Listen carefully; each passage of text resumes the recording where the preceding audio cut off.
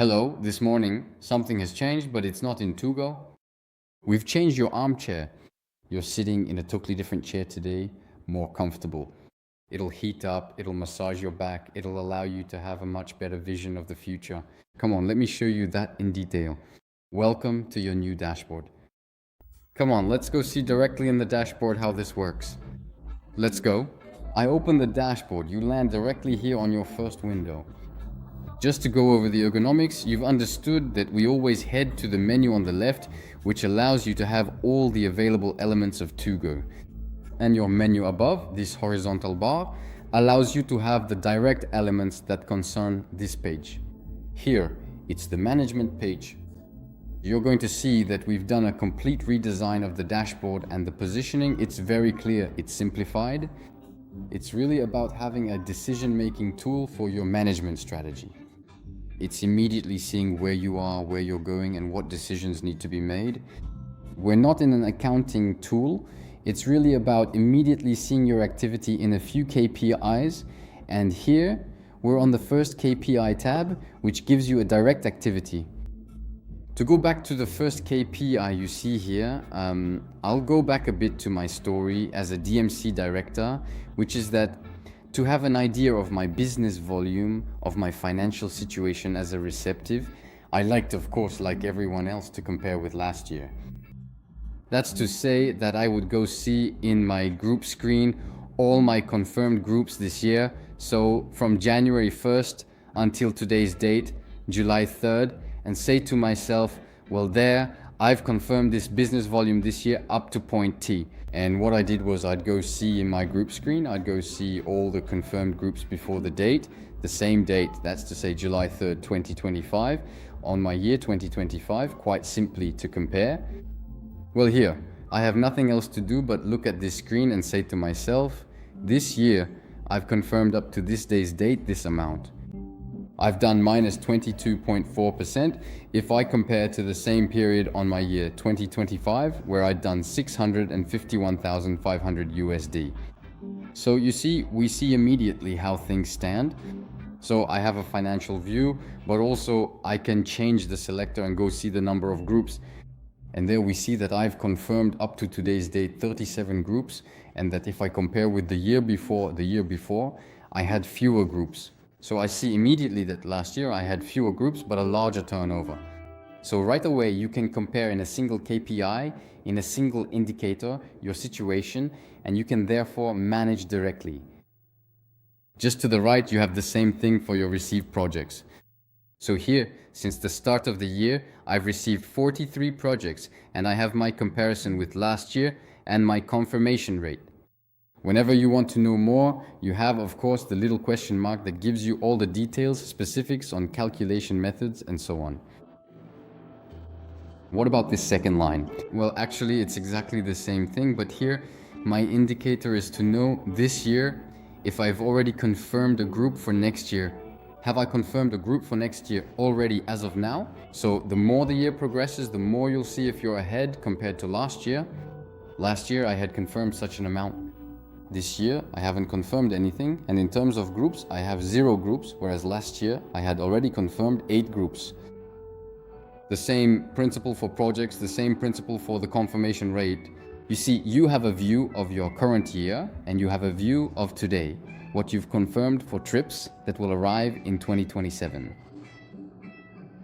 A little toggle here that lets you change the view to 30 days or 7 days. Obviously, if you want a relevant view here of the number of confirmed groups, it's always good to have a bit of a long-term view. But if you want an activity, a snapshot of the last 7 days, you know that, for example, you've received 2 sales projects. So this allows you to take quick looks to see how things stand over different time frames, year, 30 days, and 7 days. You see here, you have 6 KPIs that allow you to have an analysis. You understand that we'll be adding more as we go, whenever it's relevant. We have others in the pipeline and we'll release them soon. Here you have a small currency added, meaning that depending on the currencies you have in Tugo, you can immediately have a financial look according to your local currency, in dollars, in euros, in short, all the currencies registered in your Tugo. So that's it for the first KPI part. Don't hesitate once again to check the little question mark to really understand the calculation principle, knowing that other indicators will be coming.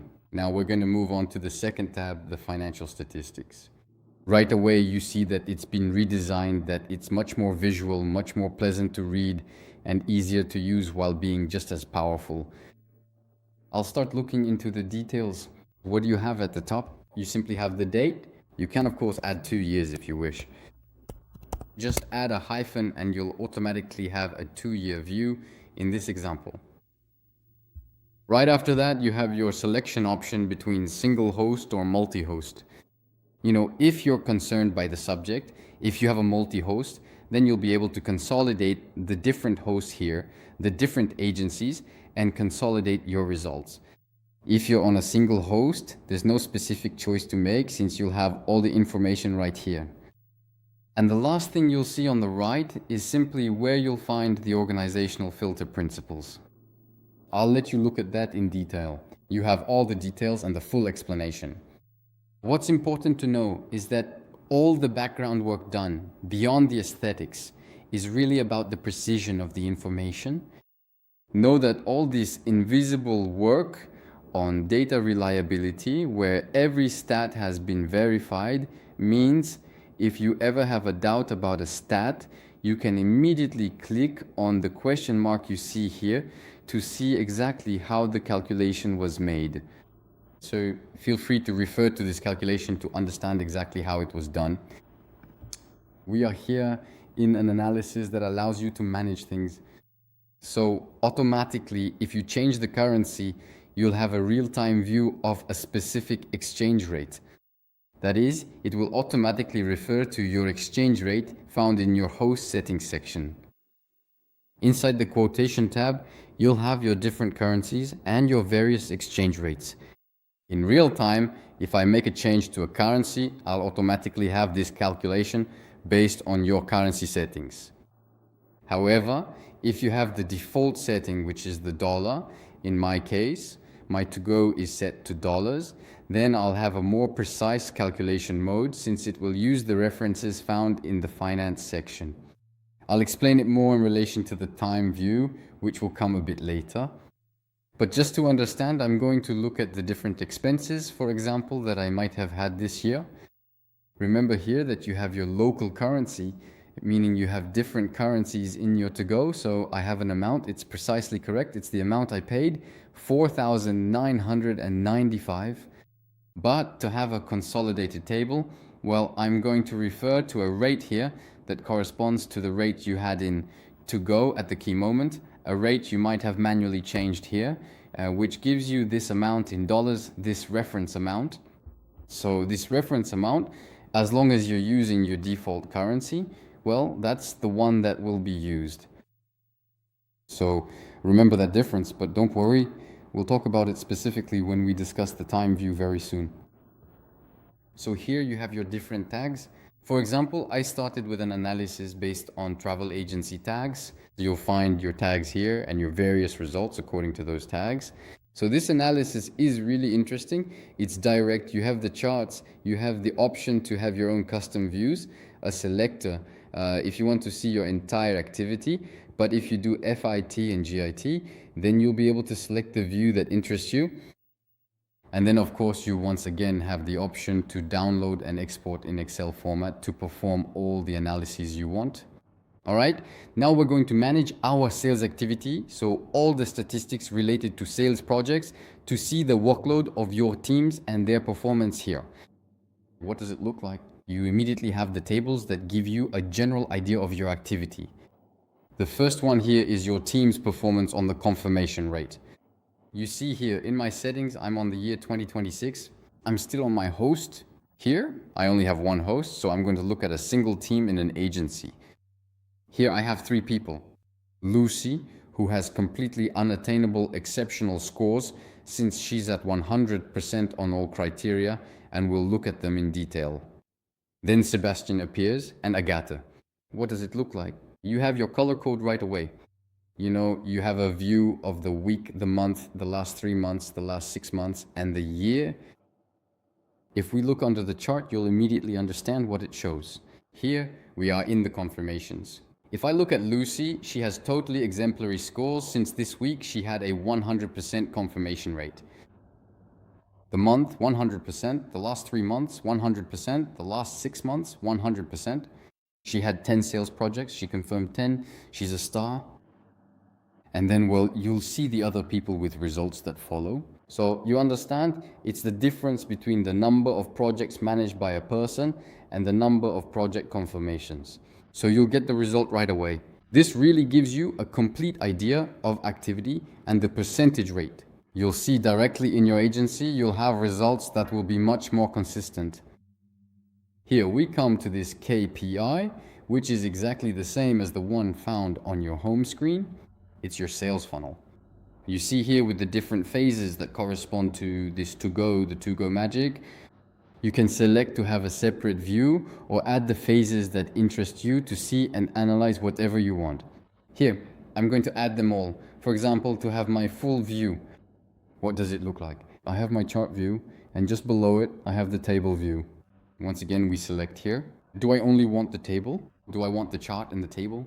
You're always free to choose with this little default setting that will allow you to have the view you like most when you open this screen. Under the sales funnel, we've already explained, you have the number of projects. Now this table is very consistent in this graphical mode. You can immediately see the workload, the projects coming in month by month in the graph view and below in the table view, which you can of course export directly from here once again. So it's always the same logic. I'm coming back to this because it's important. The accuracy of the information is important, so don't hesitate to always refer to the little question mark, which will help you understand what it's all about. We're now going to move on to the next tab, the second to last one, which is the suppliers tab. What does it look like here? Once again, you have the same logic, always visual simplicity. You get the expected results right away, and then you can add filters. Here we're by supplier and service date, but you can also have it by supplier and confirmation date. So you can display it in two different ways and it will update automatically. What do we have here? You automatically have your supplier categories and all the details with all the information you're interested in. Expenses, the number of service days, and for hotels, the number of rooms booked. Don't hesitate to look at all the details on the right once again. It's always the same logical principle. So you see that you have all the information here. You can navigate through the different currencies. In short, you have everything you need to manage your business. Let's now take a look at the last tab, which shows the workload, and you'll understand right away through the two graphs we have. These are the groups according to the group managers. That means here in 2026, if I look at the 2026 total, I know that Agata is responsible for 44 groups. What does that look like? We can clearly see the information here. These are the groups assigned to a manager. And so here it's Agata who's responsible for these groups. And we see the rest of the team appearing here.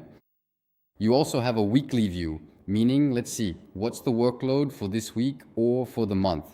So each time you have the information appearing here, the same principle. If I'm unsure, Agata is in charge of one group this week, but is it a rolling 7 days? How does it work? It's Friday today. What does that correspond to? Well, just take a look at the explanation and we'll understand what is a week. It's the week starting from Monday to Sunday. So it's a calendar week. So I have my information appearing right here. So the first table is the manager's responsibility for the different groups with once again the table view and the graph view. And then these are the sales projects. So you have a view of the sales projects, who's responsible, and we have the view of ongoing and this month. So that's it for the global view. I did it in light mode, but obviously you have it and people often prefer this view in dark mode.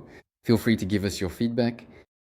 Above all, use the support channel, because if you have specific requests, it allows us to process them and understand if it's a recurring request from many DMCs, so we can make it a priority. So don't hesitate, enjoy using it, and above all, happy piloting.